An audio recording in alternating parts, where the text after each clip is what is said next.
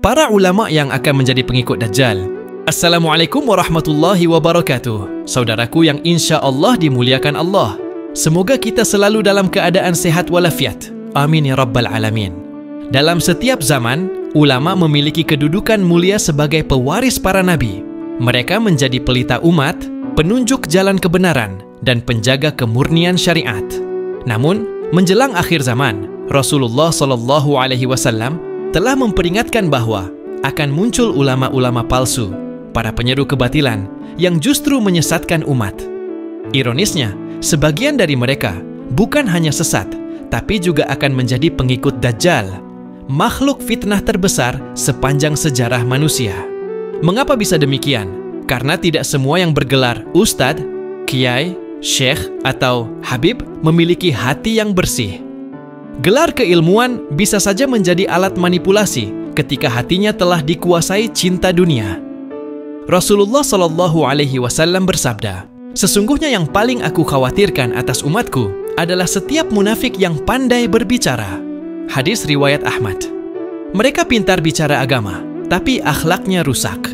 Ilmunya digunakan untuk kepentingan pribadi, bukan untuk Allah. Para ulama semacam ini akan mudah tergelincir dalam godaan Dajjal, sebab hati mereka memang telah condong pada dunia. Mereka bisa jadi memimpin pondok pesantren, memiliki ribuan santri, tampil di televisi atau media sosial, namun akidahnya rusak. Mereka mencintai pujian, harta, dan kedudukan lebih dari mereka mencintai Allah Subhanahu wa Ta'ala. Maka saat Dajjal datang menawarkan kekayaan, kekuasaan, dan karomah palsu, mereka pun tersungkur menyembahnya.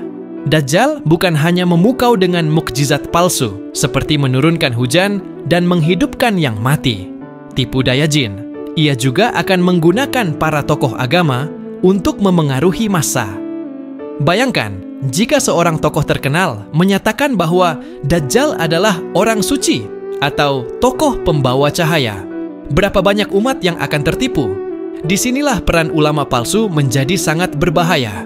Dalam sebuah riwayat, Rasulullah SAW bersabda, akan datang kepada manusia tahun-tahun penuh tipu daya.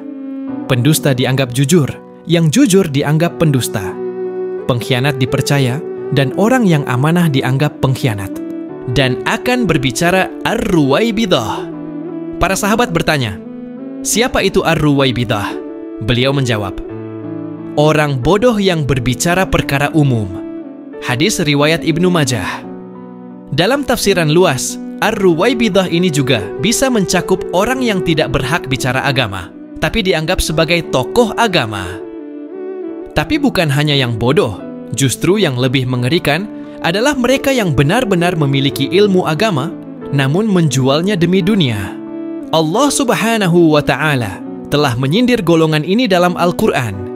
Sesungguhnya di antara mereka ada segolongan yang memutar-mutar lidah mereka dalam membaca kitab, supaya kamu menyangka bahwa yang dibacanya itu adalah sebagian dari kitab itu, padahal itu bukan dari kitab itu.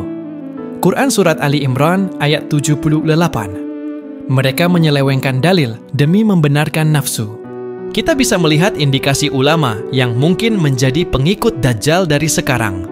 Mereka suka menyebarkan bid'ah, mendukung penguasa zalim demi posisi, membungkam kebenaran dengan dalih damai, menghalalkan yang haram, atau menakut-nakuti orang dari amar ma'ruf nahi mungkar.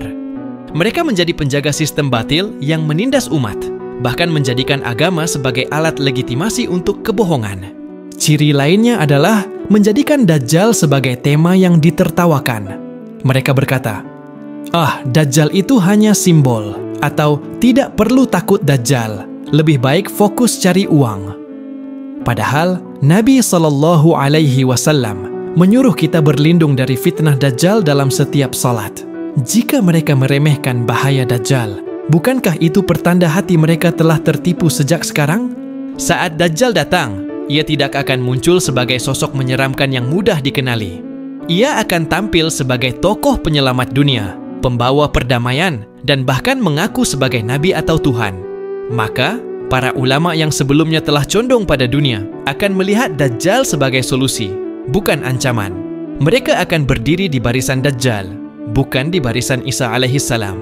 Sungguh, ini peringatan bagi kita semua, terutama para penuntut ilmu agama dan para dai. Jangan sampai kita menjadi ulama dunia yang hanya bicara karena dibayar, menulis karena viral, atau berdakwah demi popularitas. Ilmu tanpa keikhlasan adalah jalan menuju kehancuran. Dan pengikut Dajjal bukan orang bodoh, tapi orang berilmu yang sesat jalannya. Ulama sejati akan dibenci oleh banyak orang karena menyuarakan kebenaran yang pahit. Mereka tidak takut kehilangan pengikut, harta, atau nyawa demi menjaga amanah risalah Rasulullah Sallallahu Alaihi Wasallam. Sementara ulama pengikut Dajjal akan selalu berkata manis, berbaur dengan segala bentuk kemungkaran, dan menyamar sebagai orang bijak. Di akhir zaman, fitnah terbesar bukan lagi dari luar Islam, tapi dari dalam Islam sendiri. Maka hati-hatilah terhadap ulama yang memalingkan wajah dari Al-Quran dan Sunnah, lalu menyebarkan pemikiran liberal, relativisme agama, dan pembelaan terhadap musuh Islam. Mereka adalah kandidat kuat pengikut Dajjal.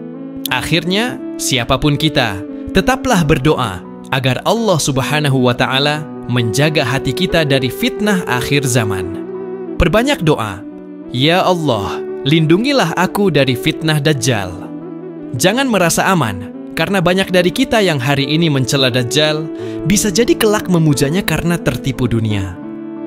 Kesimpulan dan pesan mendalam, di tengah derasnya arus informasi dan opini keagamaan, kita sebagai umat Islam tidak boleh sembarang menelan apa yang disampaikan oleh mereka yang berpenampilan agamis.